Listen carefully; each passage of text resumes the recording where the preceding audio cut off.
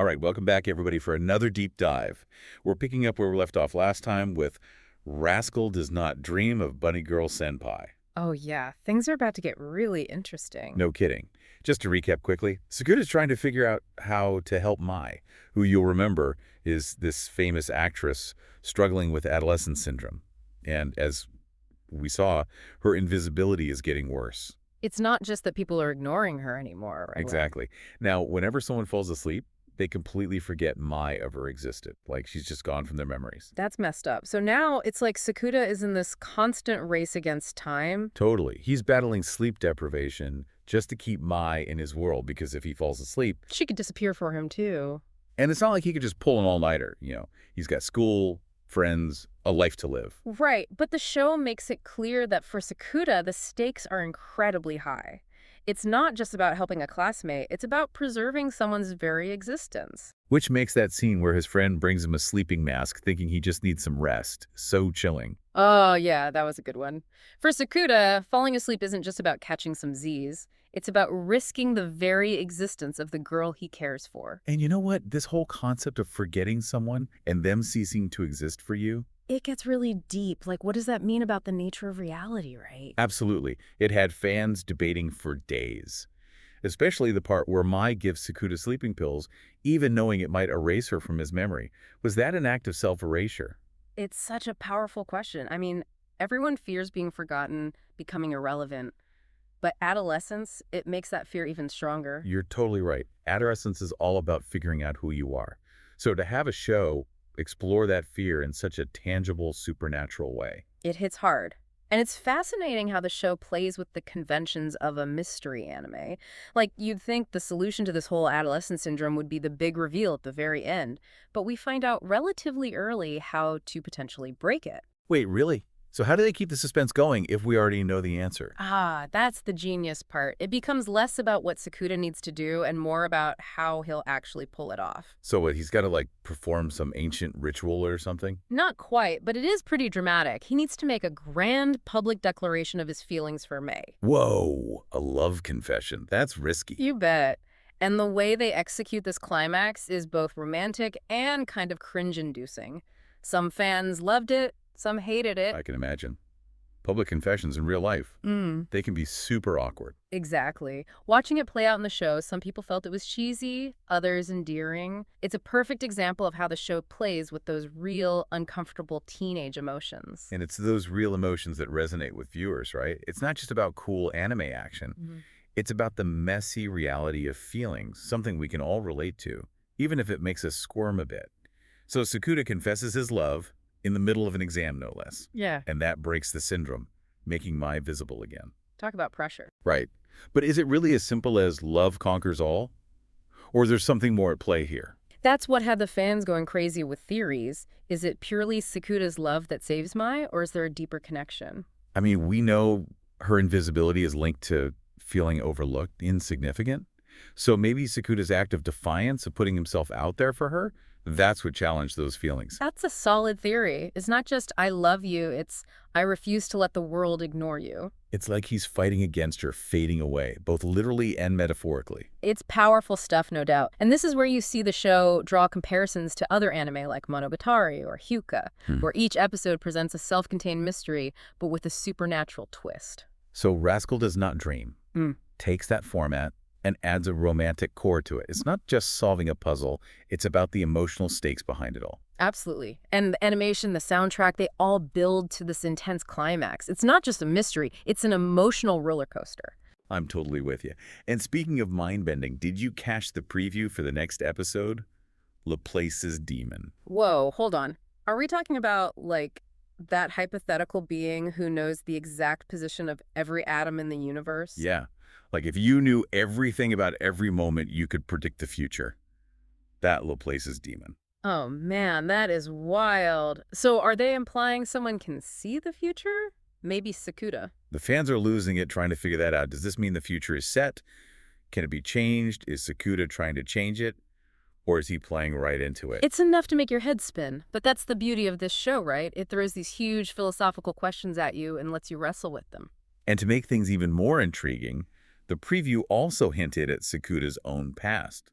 Like, what if his past is connected to adolescent syndrome and this whole Laplace's demon concept? Okay, now you're getting me excited. We're just scratching the surface here, and it's clear this deep dive is about to get even wilder.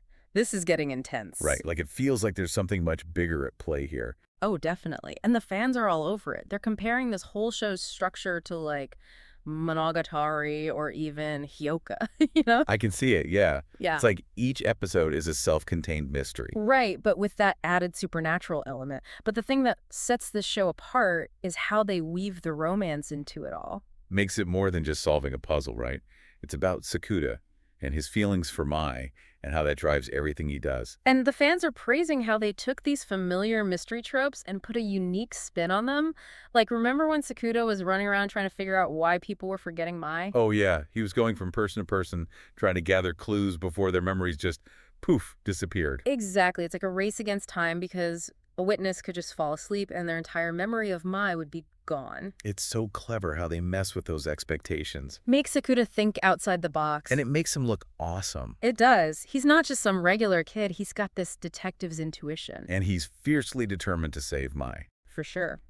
And speaking of subverting expectations, what about how the episode revealed the solution so early on? Yeah, usually you expect the big reveal at the very end. But here we knew about the public declaration pretty early on. Right, but that's what's so interesting. The suspense shifts from the what to the how. So it becomes about the execution. Exactly. We know what Sakuda needs to do, but will he pull it off and will it even work? Ooh, that is clever. Keeps you guessing. Totally. And the fan reaction to the execution, to that confession scene, was all over the place. Oh, I bet. That scene was so well done, though. They really walked that line between romantic and awkward. Like, I was cringing when he started shouting in the exam hall. But you couldn't help but root for him. Right? Yeah. It was so raw. Exactly. They're not afraid to show those awkward teenage feelings. Like, it's not always cool and suave. Sometimes it's just messy. Totally. It makes the show feel so much more relatable. Because who hasn't felt that way at some point, right? Exactly. And it's interesting, the fans were pointing out how they use certain character archetypes in the show. Oh, yeah, this is where it gets interesting. Well, like Mai. She's got that Yukino Shita vibe from my teen romantic comedy Snafu. Like, they're both smart and beautiful. And distant, but they slowly open up. It's funny how we recognize these patterns, these character types. And we kind of expect to see them explored in new ways. And this show does a great job of that. They take those familiar archetypes and add the supernatural element and a bit of philosophical depth. And what about Sakuda? He's that classic, sarcastic, but secretly caring male lead. Totally. He reminds me of Hachiman Hikigaya. But he's not afraid to be vulnerable. Such a good point. He doesn't hide his feelings for May, even if it means looking uncool. It's a refreshing take on that trope. It's such a powerful message. Like, it's okay to be yourself. Especially for younger viewers who might be struggling with their identity. Right. Like, it's okay to be cringy sometimes. To be authentic. But then just when you think you have a grasp on things. That preview hits us with Laplace's demon and Sakuda's past. Talk about a mood shift.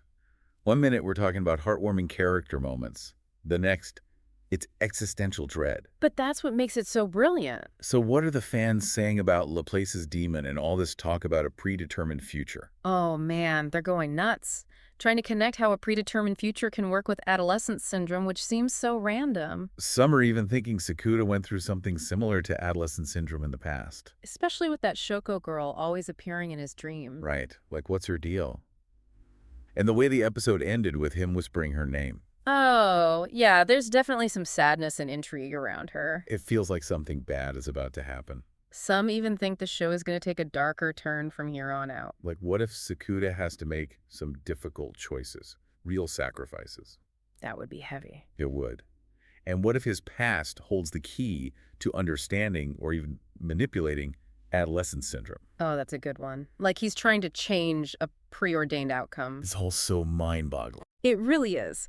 But it keeps you on the edge of your seat. And it's what makes this show so compelling. It takes these complex ideas, those relatable characters, All wrapped up with genuine emotion. and it leaves you wanting more. And that's where we'll pick things up in the next part of our deep dive. I don't even know where to start. Yeah. We've got Laplace's demon, Sakuda's mysterious past, Shoko. It's like they just dumped a whole box of puzzle pieces in front of us. Right. But it's a good kind of chaos. The fans are loving it. They're throwing out all sorts of theories, trying to connect the dots. So let's get into it.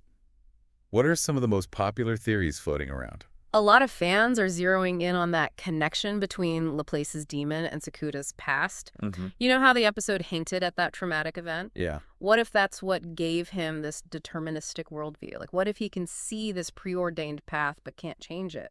Whoa. That's dark. Would that explain why he's sometimes so cynical? Could be, right? It adds a whole new dimension to his character. Is he fighting fate or just playing along? And what if his actions are actually influencing things without him realizing? My brain hurts. In a good way, though. And speaking of mysteries, where does Shoko fit into all of this? That's the big question, isn't it? She's like the key to everything. The way the episode ended with him whispering her name, Oh, yeah. it's like she holds all the answers. Some people think she was another victim of adolescence syndrome. Interesting. Maybe Sakuta tried to help her before, but couldn't. And now he's trying to make things right by helping Mai and these other girls. It would definitely explain his dedication.